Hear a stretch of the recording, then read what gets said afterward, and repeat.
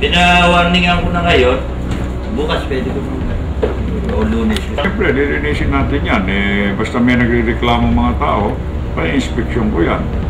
At kung may nangyayaring hindi maganda dyan o kalaswaan,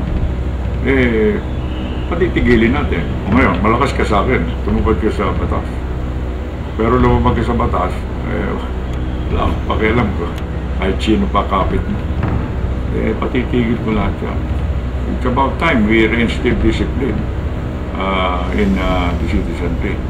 Tatawagin ko yung building official, ha? Okay. Puro maralaswa ang palabas. Meron pala mga nangyayari doon na hindi maganda eh. Inspeksyonin ninyo, isama mo yung fire department, ano? Tsaka yung city electrician. Taginig yung mga palabas yan eh. Siguro yung mga nung araw na mga old picture, mga biktima nila, no? O pati yung mga pok-pok na babae, gano'n din. Kaya doon na ginagawa eh, yung balitan. Paparaos na rin eh. Dahil, okay, doon na lang. Clean up drive ni Mayor Lim. Nangako si Mayor dito. Roger ka, Roger. Pero alam din naman ng dito yan eh. Yan talaga ang cleaning ni Mayor Lim. Sinabi niya naman sa audio yan, lilinisin niya. Walang malaki, walang maliit. Lahat lilinisin. Wawalisin niya na lahat ng mga walang yari dito sa Metro Manila. Tanto rito dapat hindi lang to sa May Manila. Lahat ng nasa Maynila. So kinakailangan bisitahin. Kaya walang malaki o maliit. Pantay-pantay dapat. Kasi kung hindi, baka mamaya kulayan.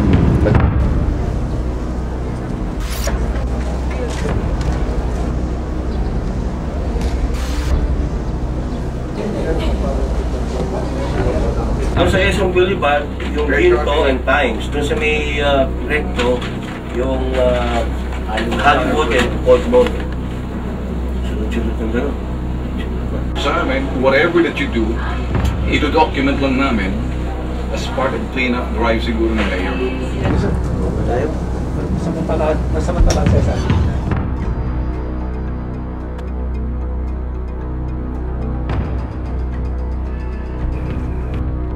Ito yung may tuturing kakaibang hakbang na gagawin ng City Hall sa ilalim nitong si Mayor Lim.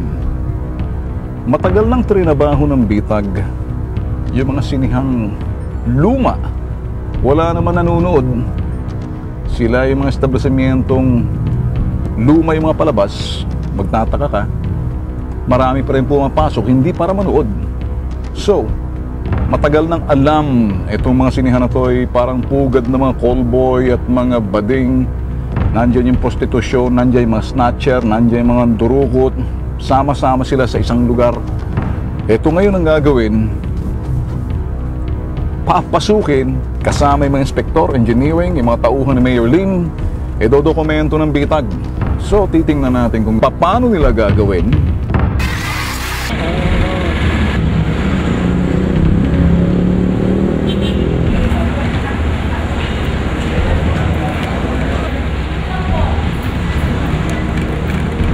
Pakarami ng sinihan.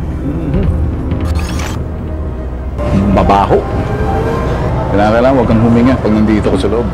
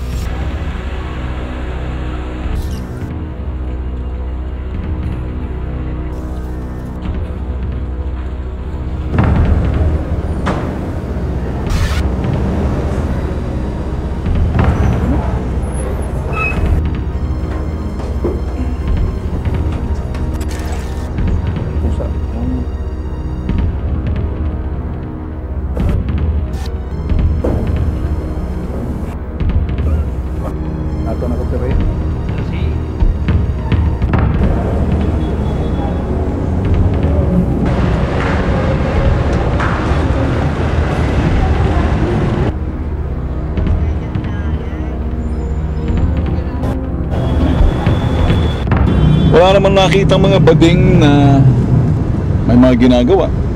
Kasi yung mga nandoon, ewan natin kung nanonood o natutulog lang doon sa kanilang mga silya. Pati pusa nakikipanood sa loob ng Times.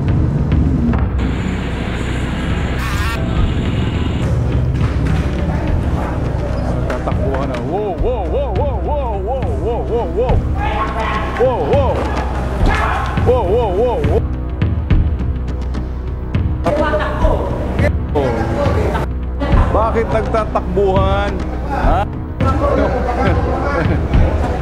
Ito yung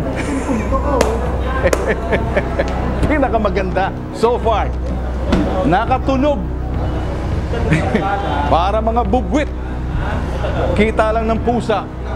Talunan, pulasan, takbuhan. Sus Mariosep. Ay, ay, ay! Wala alis! Wala alis, oy! Diyan kayo, diyan, diyan! Wala alis!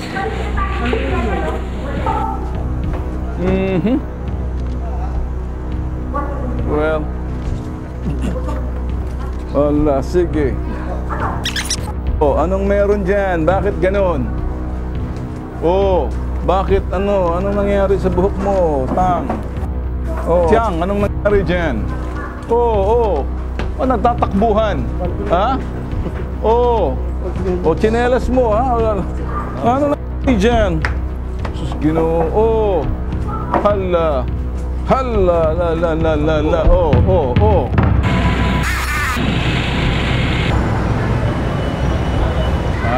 Nakatimbre na,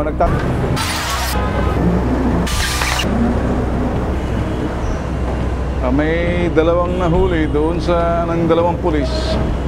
Uncompromising position ata na mahuli. Ha?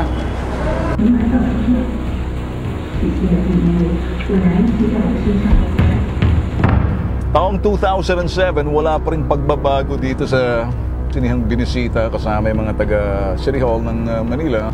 Alertado yung mga taong tulad ng mga yan na mga parokyano, sanay lagi sa rage. Pag nakita ng medyo may kunting komosyon, alam na nila yun, raid na yun, kaya takbuhan na lang.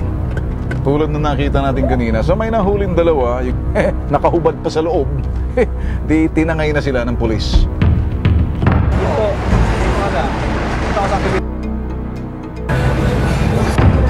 Butak.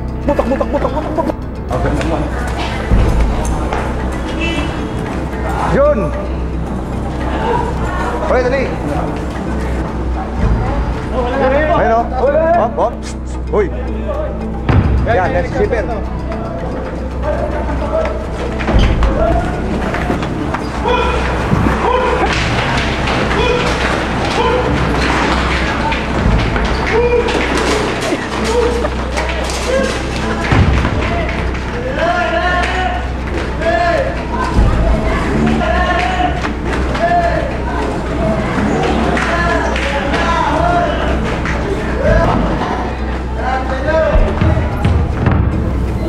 Same old bench na kung saan nakaupo yung mga bading. Iniispatan yung mga papasok na mga parokyano, mga parokyanong callboy. Pag medyo nakursunadahan, susundan sa loob. At pag doon, ayun na, nangyayari na yung transaksyon. Kanya-kanyang posisyon, dapa, luhod, payo. Ito rin yun. Huwag po kayong gumawa ng anumang kalaswaan sa loob ng sinihan. Mag-ingat sa mga durukot. Lahat na sinasabi nila, nangyayari sa loob. Persecuted to the extent of the law. Pagin muna natin ito. Pagin muna natin sa gilid. Pagin natin sa ilalim. Oh.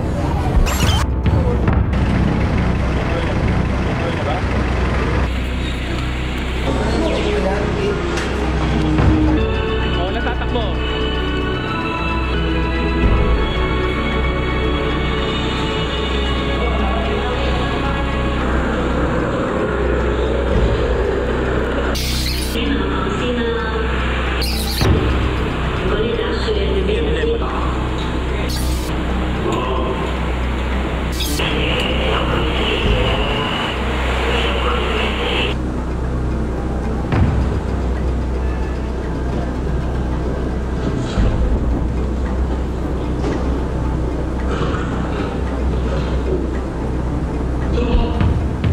Pero bakit magtsatsaga sa mga ganong klaseng sine na hindi mo maintindihan? Puro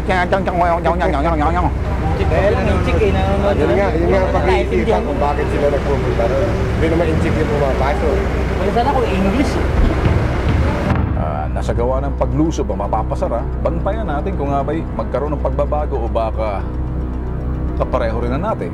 Kami magmamasid at titingnan natin ang resulta niyan makikita sa mga susunod na linggo o susunod na buwan, or kung nga ba ito'y magbabago lang ng pangalan, magsasara, magbubukas. Ewan natin.